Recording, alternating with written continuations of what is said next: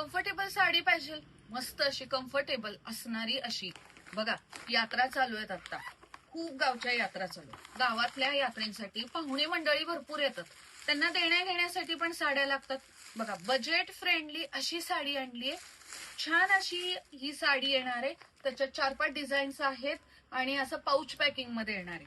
बघा अट्रॅक्टिव्ह पण दिसायला छान पण रिझनेबल रेट मध्ये. बघा हा पूर्ण त्याचा सॅटिन पट्टा, असा वरच्या बाजूला हा सॅटिन पट्टा आहे.